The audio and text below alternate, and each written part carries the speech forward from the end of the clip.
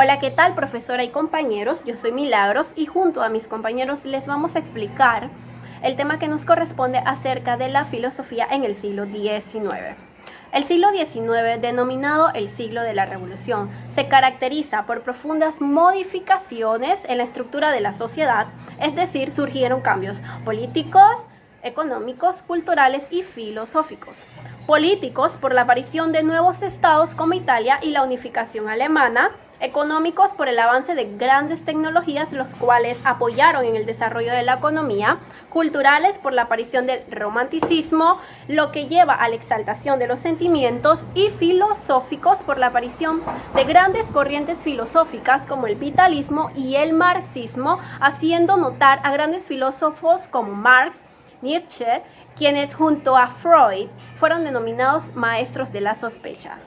En primera instancia les hablaré acerca de Karl Marx. Él nace en 1818, fue un pensador socialista y activista revolucionario de origen alemán, perteneciente a una familia judía de clase media, hijo de un abogado, lo cual influyó un poco en el momento de tomar decisiones sobre una profesión. Marx estudió en las universidades de Berlín, Jena y Bonn en 1836, cuando tomó la decisión de dejar los estudios de Derecho por el de Historia y Filosofía, en donde recibió una gran influencia del filósofo Hegel. Posteriormente, Marx se convierte en un demócrata radical, ejerciendo la profesión como periodista, pero sus ideales políticos lo obligan a dejar Alemania en 1843 para instalarse en Italia, donde establece una amistad con el filósofo Engels. Hasta 1843, cuando Marx desarrolla su primera obra escrita.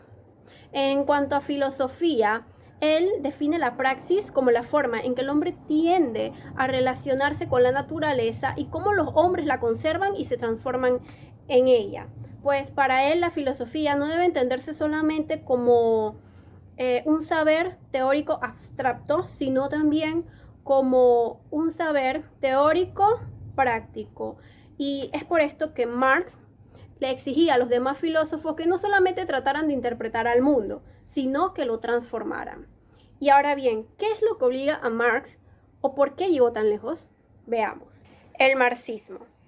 Marx toma en cuenta a dos autores alemanes, Hegel y Feuerbach, en el cual sustituyó el idealismo por una concepción materialista, y debido a esto entonces se desarrolla el sistema marxista con el objetivo de lograr una sociedad sin clases sociales en donde todos puedan gozar y todos puedan vivir con dignidad compartiendo los bienes sin que exista una propiedad privada sobre los medios de producción, los cuales más adelante lo voy a explicar un poquito. Entonces, Marx parte de la crítica a los socialistas, a los que él llamó utópicos, o sea, personas que creían en ideales, para entonces establecer un socialismo científico basado en la crítica de un orden establecido, y que a su vez les permitiera descubrir leyes objetivas que los conducirían a una superación y a terminar con la civilización burguesa. Y fue debido a esto que Marx junto con Engels establecieron un manifiesto comunista en 1848.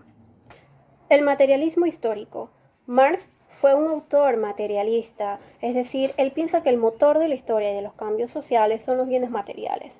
Por eso la base de su pensamiento se centra en la teoría del valor, es decir, porque un objeto vale más que otro, no hablando de precios, sino de su valor como material ya existente. Por ejemplo, una mesa.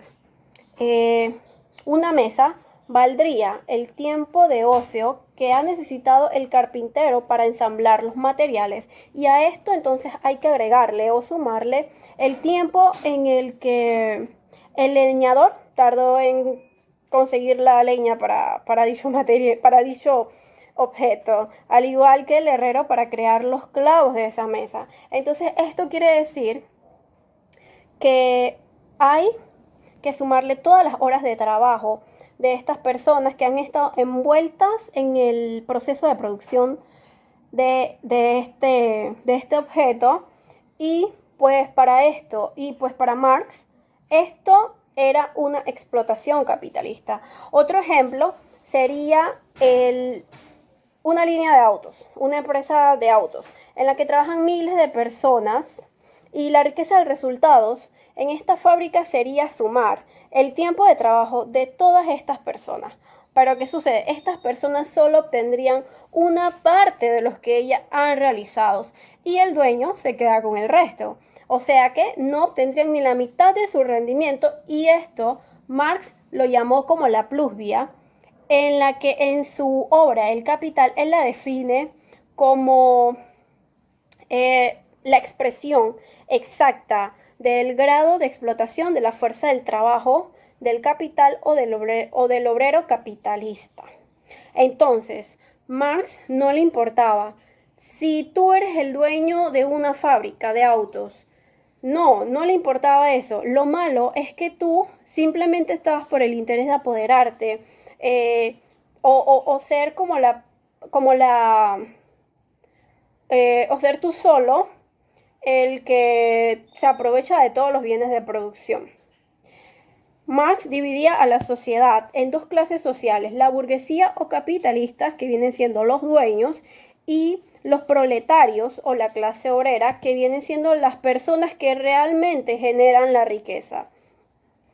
Y para culminar, Marx, lo más importante para él era la libertad, es decir, él piensa que la sociedad necesitaba de un liberador que tuviera la perspectiva de liberación para liberar no solo a un grupo determinado de personas, sino a toda la sociedad.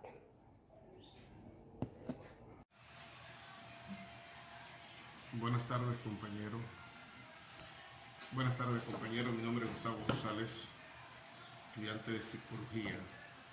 Nos tocó hablar sobre la filosofía en el siglo XIX.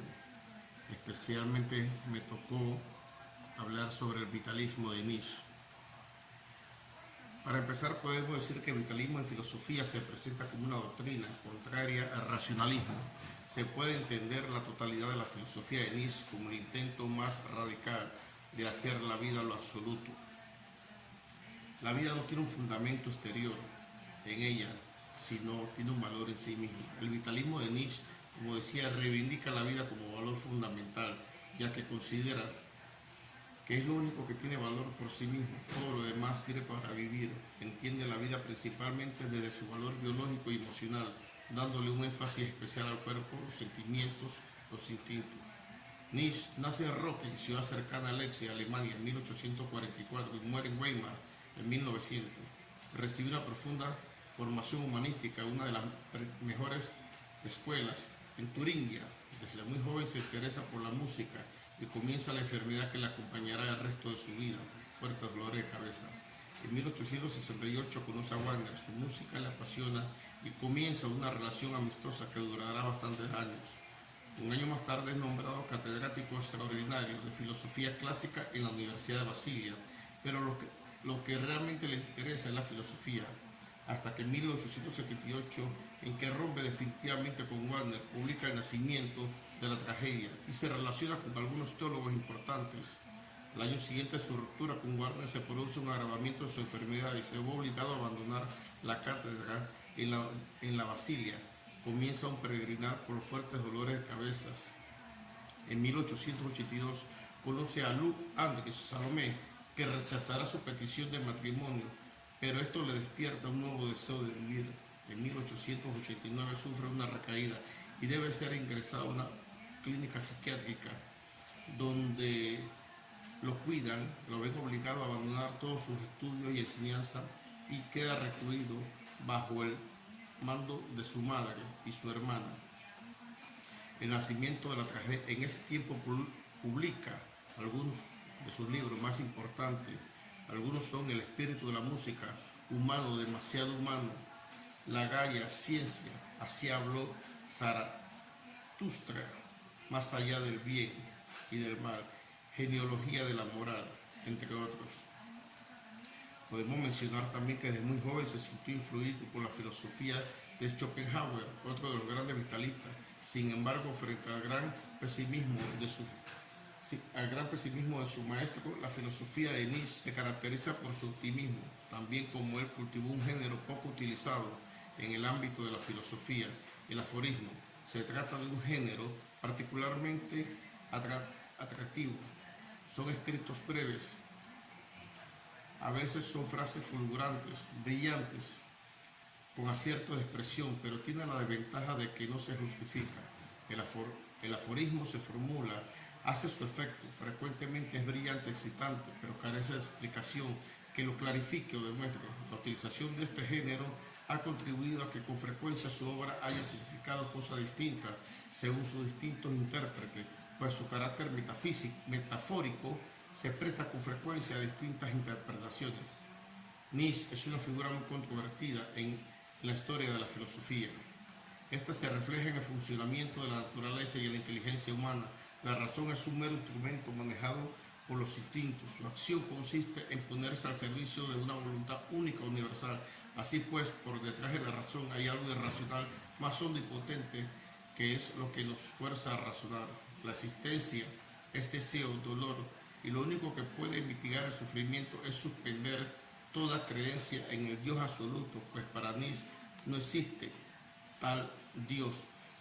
La filosofía de Nietzsche constituye una crítica a la tradición occidental. Para él, la filosofía occidental ha arrastrado a través de los siglos el gran error instaurado por Platón, la afirmación de la existencia permanente e inmutable del ser frente a los seres cambiantes, que no son sino que parecen ser, y el postulado de la existencia imperturbable del bien en sí. Considera que la realidad está sometida al cambio regulado por la lucha de elementos contrarios y abocada a una repetición infinita en el contexto de un ciclo cósmico que la conduce a un eterno retorno, en el cual todo alcanza su sentido. En esta lucha, la conciencia trata de fijar el movimiento, de anularlo, sustituyendo por conceptos el movimiento real de las cosas, es decir, sustituyendo lo vital por una representación vital. Pero toda representación en cuanto a representación es falsa, por lo que no vida termina por sustituir a la vida. Es decir, parece algo repetitivo en las apreciaciones que tiene Nietzsche, pero esa es su filosofía. Parte del hecho de que no cree que existe un Dios como tal, sino de que toda representación de vida tiene que tener su efecto en sí, en la misma vida. El propósito de Nietzsche consiste en buena medida en poner de manifiesto lo radical, prioridad de la vida sobre la conciencia. Esta crítica a la filosofía occidental se va a concretar primeramente en una crítica a la moral tradicional. La crítica a la moral para Nietzsche, la moral tradicional es contranatural porque se opone a la vida.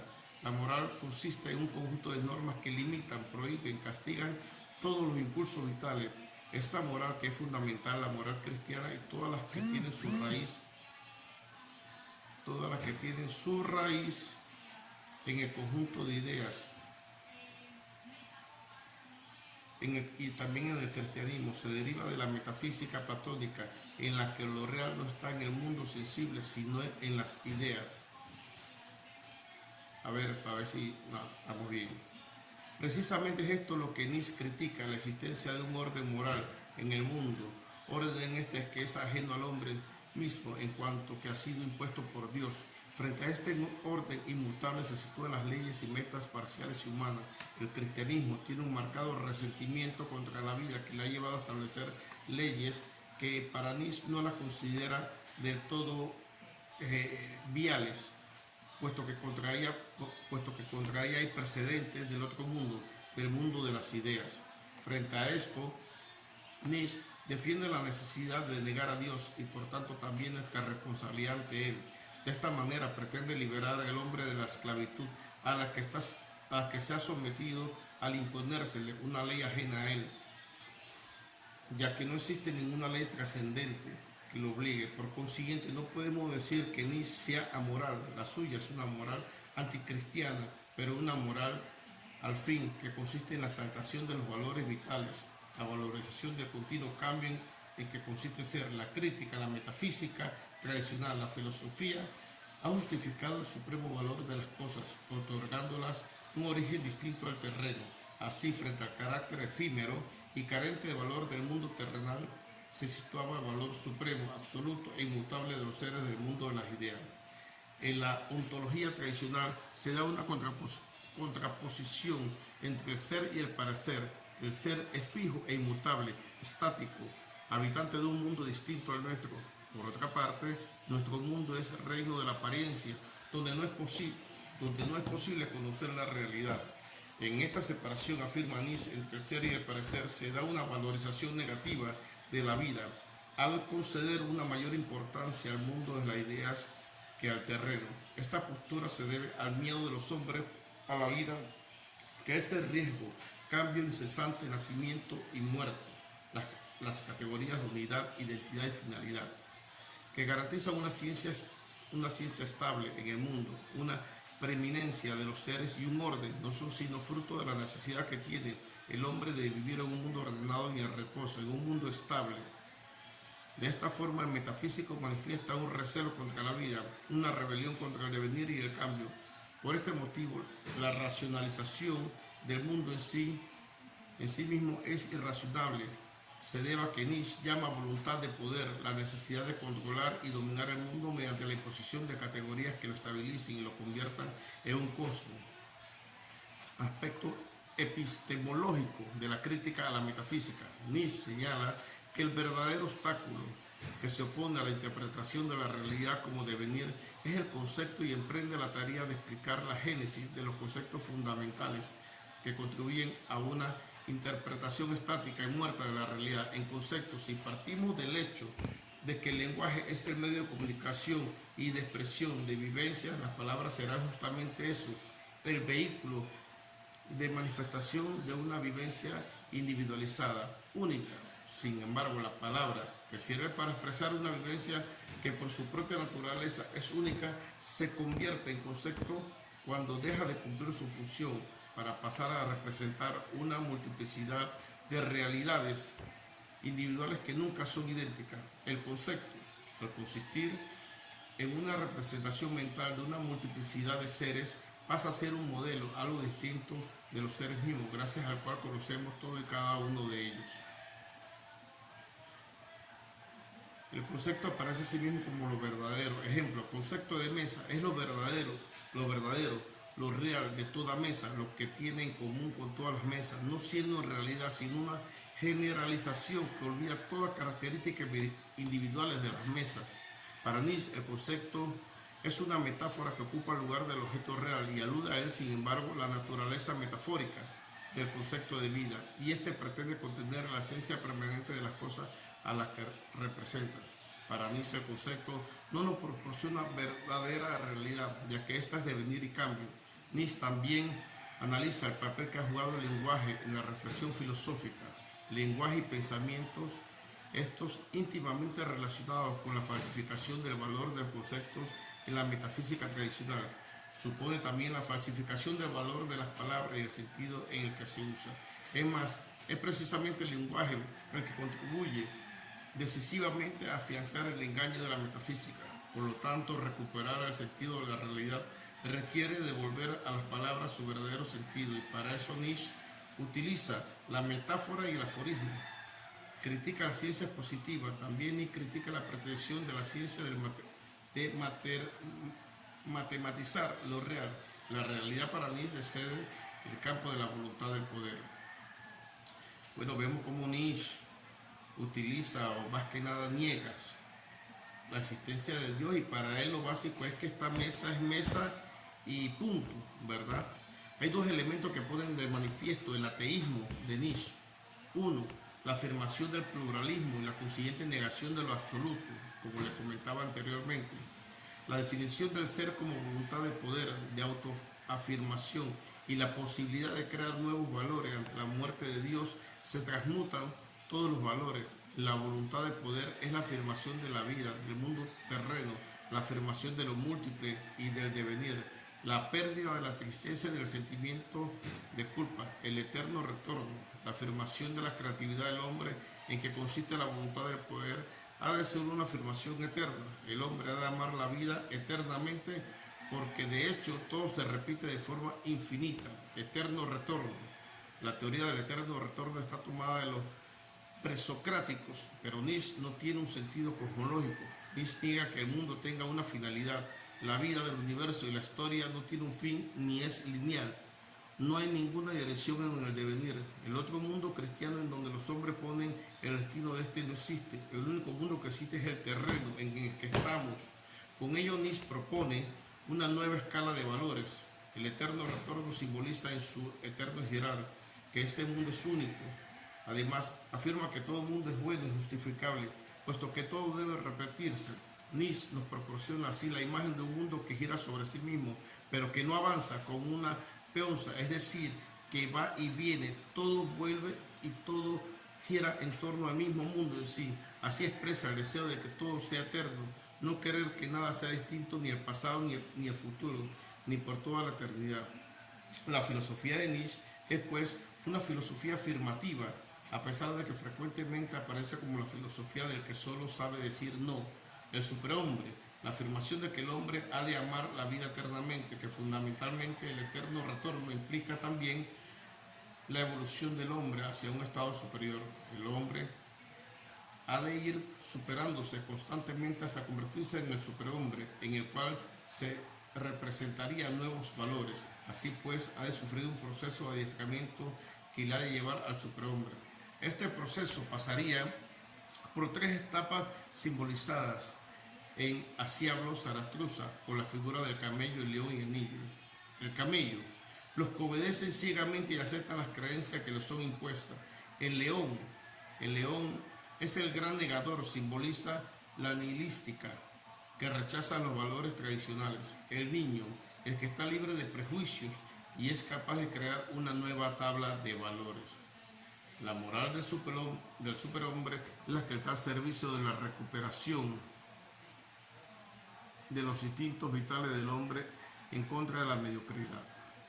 Bueno, vemos cómo Nietzsche manifiesta su filosofía al negar la existencia, como dijimos anteriormente, del Dios eterno, y se basa en que el mundo es mundo porque sí, y solamente todo se refleja en lo que vivimos en el día a día.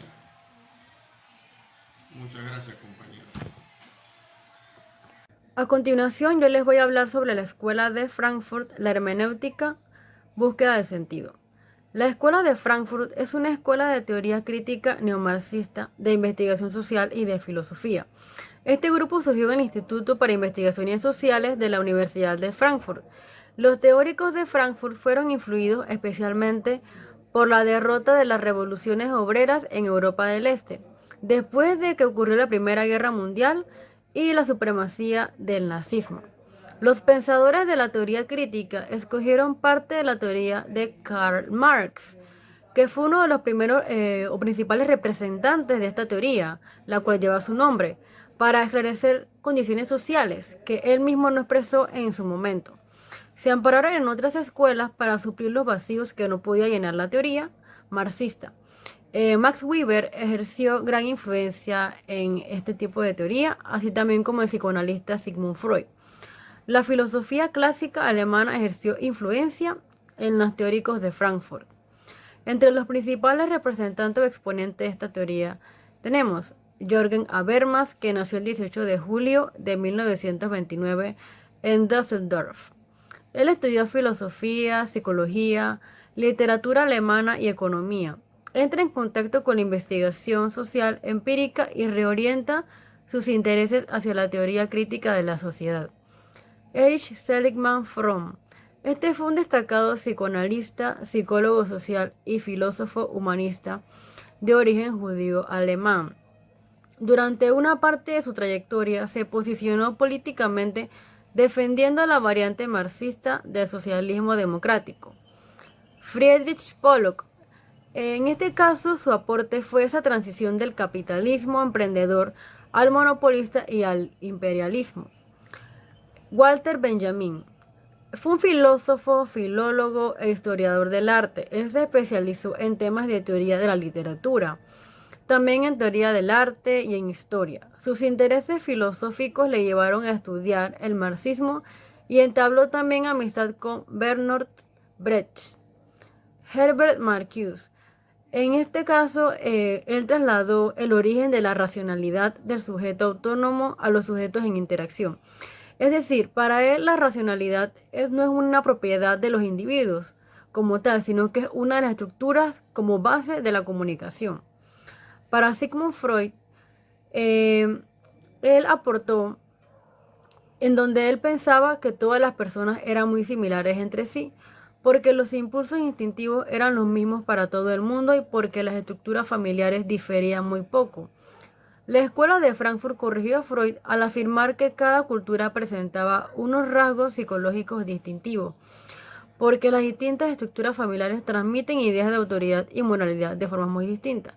Para hacer un resumen de la pequeña biografía de él, él fue un médico neurólogo austriaco de origen judío y es catalogado como el padre del psicoanálisis y una de las mayores figuras intelectuales del siglo XX. No vamos a adentrarnos mucho en cuanto a sus trabajos, sus proyectos, porque es muy extenso y en realidad esto abarcaría demasiado presentarlo en esta presentación en este momento. Por su parte, vamos a continuar con la hermenéutica como búsqueda del sentido. En este caso, podemos definir la hermenéutica como término general que intenta explicar las relaciones que existen entre un hecho y el contexto en el que acontece. Proviene del griego hermeneutikos. Etimológicamente, la hermenéutica se remonta a la simbología que rodea a las figuras del dios griego Hermes y el hijo de Zeus y Maya. En este caso hace referencia a la mitología griega para definir la hermenéutica y por qué de su origen. En este caso, estos tres dioses, Hermes, el hijo de Zeus y Maya, era encargado de mediar entre los dioses o entre estos y también los hombres. Hermes, dios de la elocuencia, el protector de los viajeros y del comercio. Y Hermes no solamente era un mensajero de Zeus, también se encargaba de transmitir a los hombres los mensajes y órdenes divinas para que éstas fueran tanto comprendidas como convenientemente acatadas, una vez dada la orden. Ese era uno de lo que le tocaba demostrar a Hermes como semidios. Entre las características generales de la hermenéutica están la lingüisticidad del ser, el ser es temporal e histórico, la precomprensión y el círculo hermenéutico, la imposibilidad de un conocimiento exhaustivo y totalitario de la realidad y la interpretación como ejercicio de la sospecha o restauración del sentido. La lingüisticidad del ser. La hermenéutica nos dice que se aplica el modelo interpretativo de los textos al ámbito ontológico, es decir, que la realidad no es más que un conjunto heredado de textos, de relatos, de mitos, de historias, de narraciones, de creencias que fundamentaban nuestro conocimiento de lo que es el mundo y el hombre. Segunda característica, el ser es temporal e histórico. Esto nos quiere decir que la realidad siempre se remite a un proceso, a un desarrollo en el tiempo, es decir, que el mundo no puede ser pensado como algo fijo o estático, que siempre está fluyendo, que siempre está en movimiento. Por ello, entender el mundo es tomar conciencia histórica de la vertebración que se produce entre las tradiciones de la distancia que se dan entre ellas, como una parte determinada de la realidad histórica y procesual. Nuestra visión del mundo siempre va a ser parcial, va a ser relativa y va a estar en contingencia. Por otra parte, la precomprensión y el círculo hermenéutico. Esto nos dice que no existe un saber objetivo, transparente ni desinteresado sobre el mundo.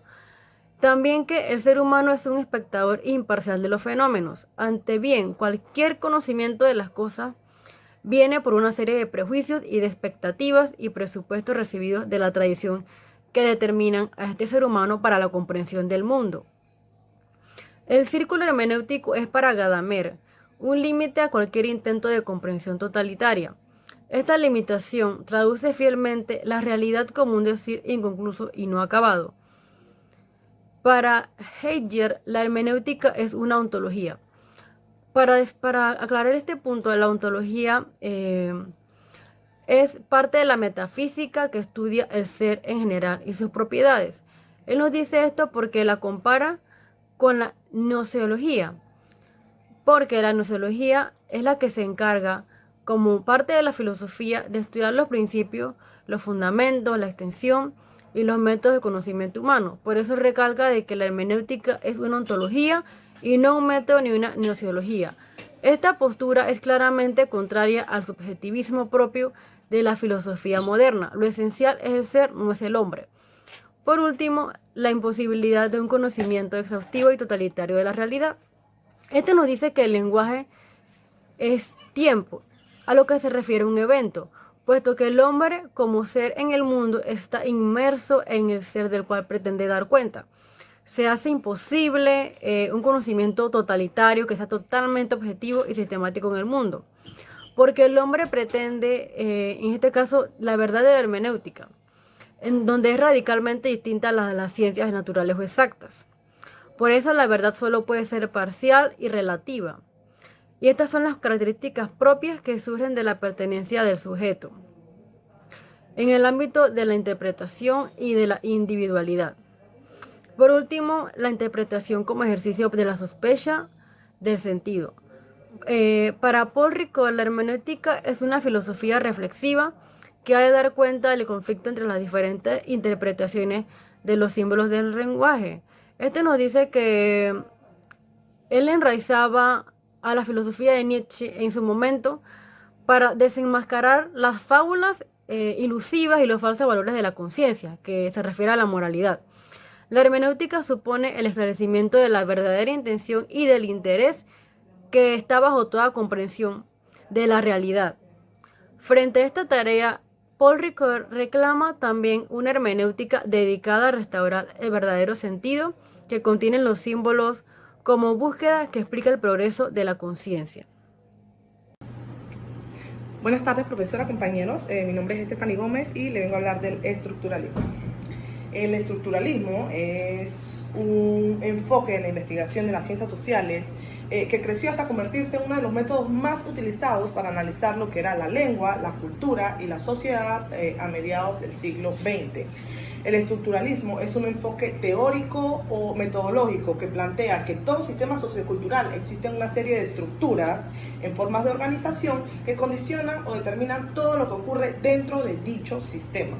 El estructuralismo estudia exactamente las estructuras. A partir de allí se vuelve inevitable analizar la conexión que hay entre ellas. Es decir, cómo dan forma a distintos sistemas socioculturales y de actividad humana. Todos los sistemas están compuestos por estructuras. Una estructura es la forma de organizar las partes de todo, incluyendo el conjunto de sus relaciones. Estos modos de organizar son los que dan sentido a la actividad humana, social y cultural, y son fundamentalmente lingüísticos. En otras palabras, las estructuras es un conjunto de símbolos que crean sentido. Toda naturaleza tiene un determinado orden simbólico. ¿Qué quiere decir? Que define las culturas, define las conductas, define mitos y esquemas simbólicos o lingüísticos que rodean y revelan patrones de conductas y de la vida humana. Las estructuras determinan la posición que ocupa cada cosa. De lo anterior se deriva que toda actividad humana, incluyendo la cognición, la conducta y la cultura, son construcciones que están determinadas por símbolos. No tienen un significado por sí solos. Más bien pertenecen a un sistema de lenguas donde se encuentran. Es decir, el lugar donde yo hable un lenguaje, el lenguaje me está hablando a mí y me dice la forma en que comprenderemos y actuaremos ante el mundo. Hablaremos de algunos autores claves del estructuralismo y comenzaremos con Ferdinand Saussure, que fue un punto clave. Él tomó el estructuralismo desde la lingüística y la define o la considera como un sistema o un conjunto de elementos solidarios que tienen diferentes relaciones. Entonces, la lengua es vista como un sistema de signos. De la misma manera, estudian la lengua desde la sincronía y la diacronía. La sincronía atiende toda la lengua en un momento determinado y la diacronía atiende los cambios lingüísticos que suceden a lo largo del tiempo. Entre sus distinciones más importantes fue la lengua y el habla. La lengua es el código universal que usa una comunidad lingüística. El habla es la utilización de dicho código por parte de los sujetos. Según la lingüística moderna, explica que el ser humano se expresa mediante lengua y habla, y sus elementos fundamentales son la lengua y el habla, significante y significado, sistema y sintagma, y denotación y connotación. Por otra parte, hablaremos de Lévi-Strauss. Él ve el estructuralismo mediante la antropología. Para él, dice que el individuo se relaciona en su entorno a través del pensamiento, mas no por instinto. Es imposible separar la idea de cultura y de naturaleza.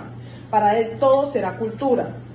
Él ve desde su punto de vista los mitos como ideas que se transmiten anónimas de forma oral, y su origen se pierde a través del tiempo.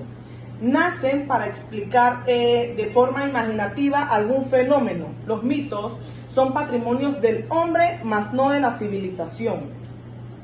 Son ideas abstractas que se convierten en estructuras. Estas estructuras son modelos mentales de la realidad.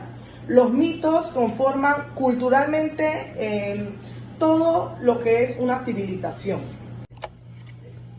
Por otra parte, tenemos a Freud y el psicoanálisis. El psicoanálisis es un método que sirve para indagar los procesos anímicos del inconsciente de difícil acceso por otras vías. Es una técnica psicológica para tratar las perturbaciones neuróticas y ofrecer una teoría de la mente. El saber psicoanalítico redefine todo lo que tendría que ser estudiado por la psicología. Entre eso tenemos la personalidad, la motivación y la psicopatología. Reforzando su interés por los aspectos sociales y relativos del desarrollo, su cuerpo teórico constituye y aplica el funcionamiento del aparato psíquico en base a la observación clínica y al método patológico. Esto la diferencia de otros que analizan el inconsciente.